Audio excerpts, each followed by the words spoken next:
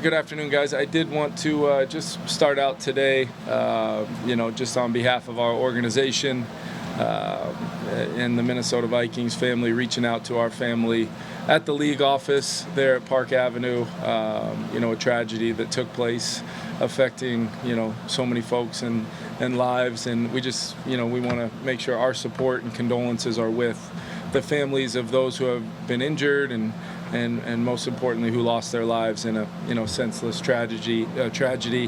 Been thinking about that this morning and just wanted to make sure we started out with that. Really good first day in pads yesterday. Sequenced up a lot of, combination work between positions, whether it would be O-line, D-line, the guys on the edges, inside linebackers, running backs, and then obviously the passing game one-on-ones. Sequence that up with then getting into some, inside run drills and some physicality there where it wasn't in the all-11 setting. We got some one-on-one pass rush. Really loved the way the guys attacked the physicality of the practice, and then we worked through some different phases. Really good day.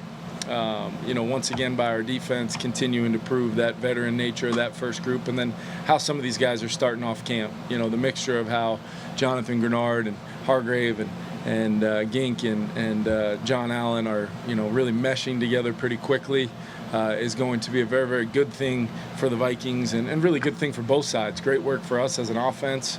But then I also want to mention Dallas Turner seems to just continue to show up to me on tape, and I thought J.J. McCarthy had another really good day, and our offense, in the absence of Jets, we're seeing some guys, like Jordan Addison, like he's done before in the past, step in there and make some plays. And it was also, although we didn't get to see him a lot in team periods, CD, full pads getting in some work, as well as Will Fries getting in there early part of practice. So where are we at in the week? We'll have shells on today. So we are still practicing today. Some really good work plans, some situational work at the end of practice. A little bit different than the 2-minute, but you guys will see and understand that drill.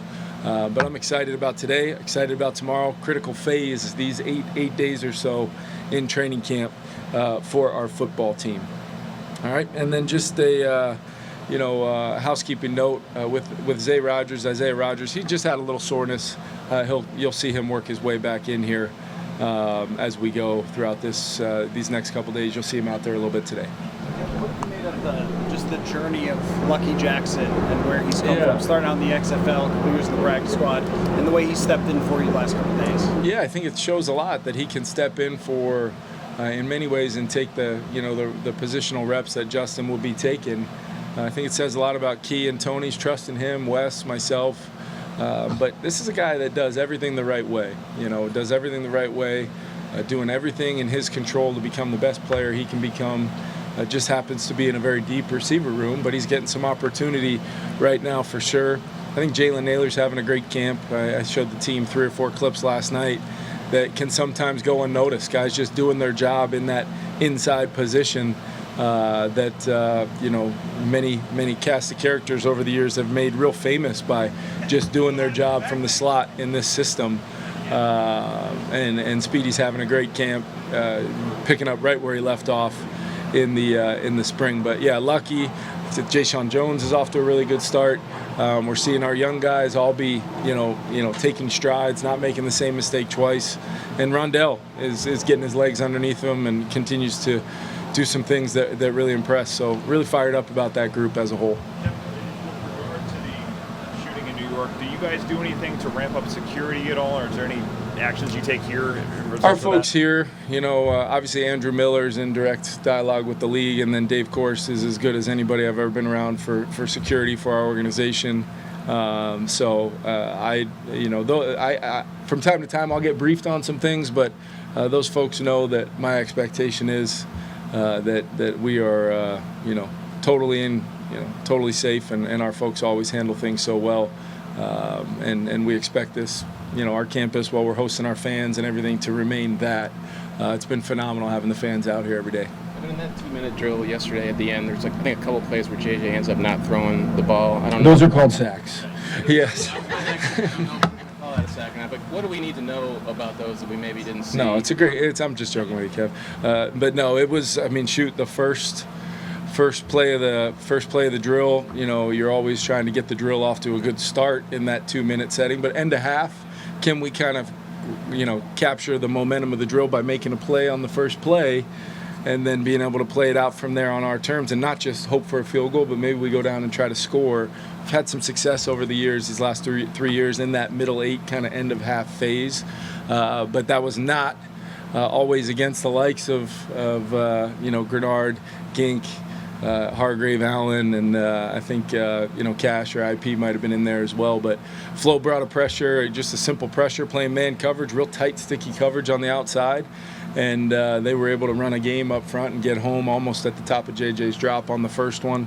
And then I think another time where there was a chance to change the whole drill down the field with our secondary or primary, however you look at it, progression. And JG, that's why he's here. Call him the closer. How many times have we seen him win a one-on-one or even a help from the back or the tight end, and he just wins and ends the drill. We're not at full capacity with that O-line group right now, but there is zero excuse from a standpoint of not being able to have the time to throw and compete, and that's what that drill is, kind of known passing. I thought the O-line showed some great physicality throughout the day in the run game.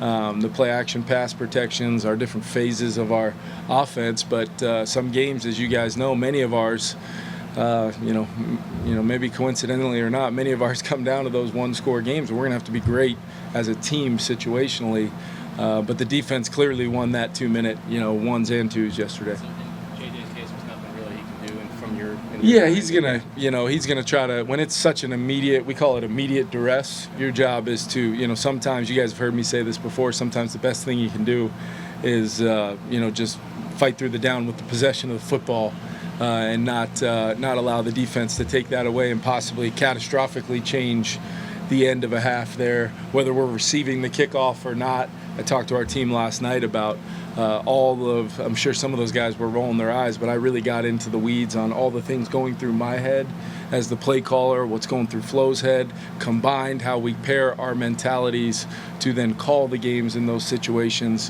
What's the risk assessment and management look like? How aggressive do we want to be? And it's got to be in total lockstep for us to then pair a really good middle 8 portion of the game together. So it was, from a coaching landscape of being the head coach, not necessarily the offensive coordinator, it was a great day for me yesterday. Offense made some plays, defense made a lot of plays, and the Vikings got better. And on the other side of that point, at the top, you named all 5 guys specifically from that defensive front. As you've been reviewing what they've been doing here, I know it's early, but you got to be licking your lips and rubbing your hands at what these guys might be able to accomplish this year.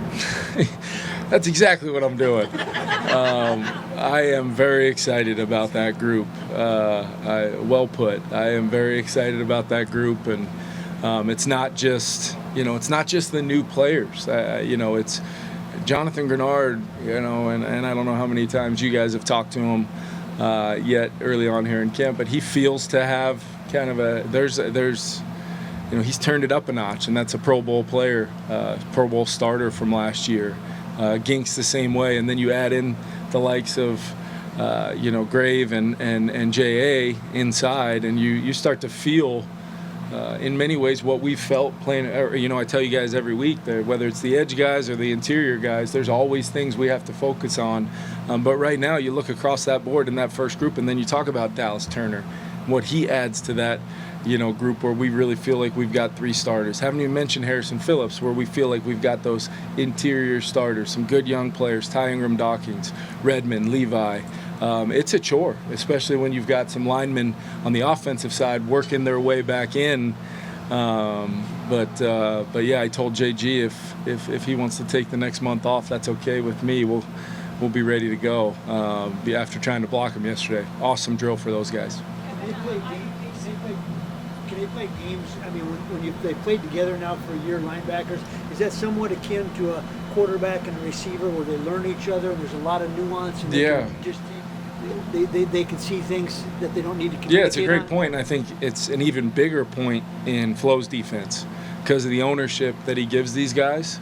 Once they truly grasp what we're trying to do front to back, all 11, It's not just Harry, that's, a beacon of communication. Those guys up front, based upon what did we do last time? If it's a 4-man rush, what's that game look like between, the tackles and the ends, and how do we activate things to attack? The coaches will give them the tools, but then that's the best thing Flo and those guys do is they allow them to, in a lot of ways, apply what they're feeling on a snap-to-snap basis to what they're going to do next. And credit him and his staff and MD and Thad for what those guys do with that group up front. Ivan was talking about how he's been picking the brain of Cashman and kind of like learning from him and maybe even playing off him. Have you seen any improvement from Ivan that way with trying to do that with Blake? Yeah, and make no mistake about it, like this, I always give IP a hard time because IP is at his best when he can Tasmanian Devil go tackle everybody on the field. We don't let him do that out here for the safety of not only our players but me included. But I've always seen a level of football make sense to Ivan. There does seem to be a little bit of scheme understanding mixed with the chemistry factor with Blake Cashman, mixed with, the back end too. Harry, Metellus, Theo, how's that dynamic of disguise work based upon what their jobs are on the play. I think it's been awesome. And to think it's not even August yet and we're getting that type of cohesiveness amongst that first group defensively. I mentioned him to open camp. Like, my expectations are very, very high for our defense. Coaching staff, veteran players, younger, ascending players, a lot of returners now that do, guys back in the scheme to, take it to, I don't want to say new levels because I don't know how much more they can invent, but they can certainly make things as user-friendly and applicable as possible to our guys playing the positions. Yesterday, I guess one, how's he doing? But two, having him just a part of practice, what does that do for the team? He's so important to our team, Dane.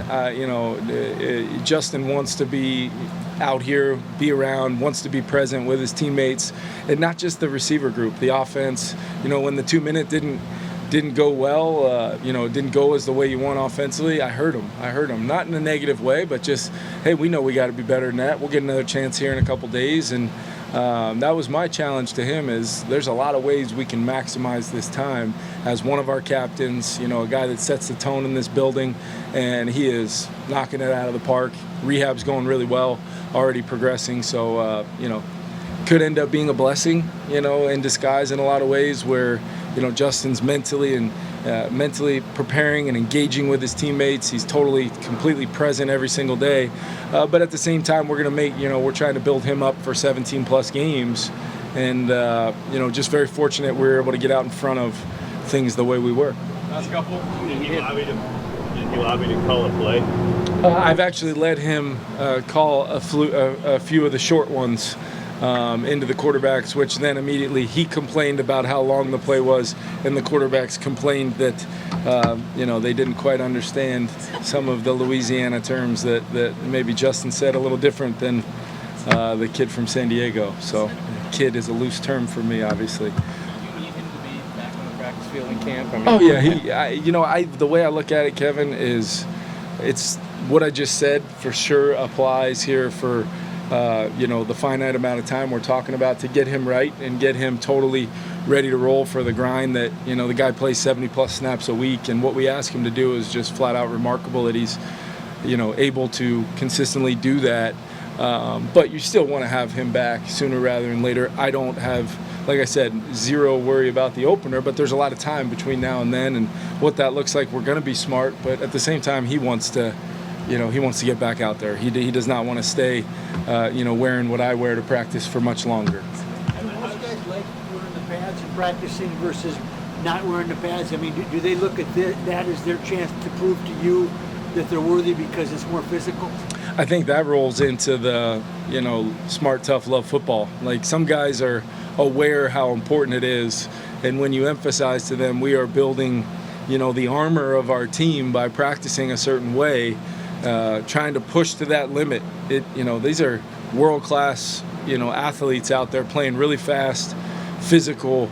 Can we push all the way to the line, but figure out a way to not cross that line into combativeness and where it starts to dip the other way? And I think our guys have mastered that. There's still a lot going on that leads me to believe we're a very tough, mentally and physically tough football team, but not undisciplined and erratic enough to ruin days and miss practice time for either individual players or groups.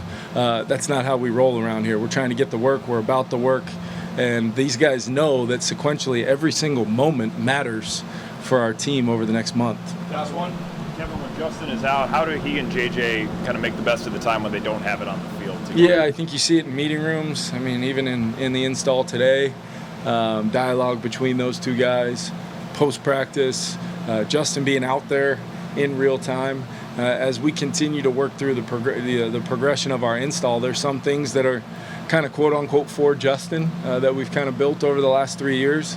So, we'll give some other guys some reps at that, and it'll be a huge opportunity for not only JA and TJ and Speedy, but some of our down-the-line guys that are trying to fight to make our team as well. So, and Justin will be there every step of the way to help those guys. And listen, there's a reason why he is so beloved in this building, and clearly he's the best in the world at what he does, but he's also a phenomenal teammate. He's also phenomenal with his dialogue with me as the play caller, with Keenan as his position coach, the quarterback, all of that. That's why I hold Justin in such high regard. Thanks, everyone. Thank you, guys.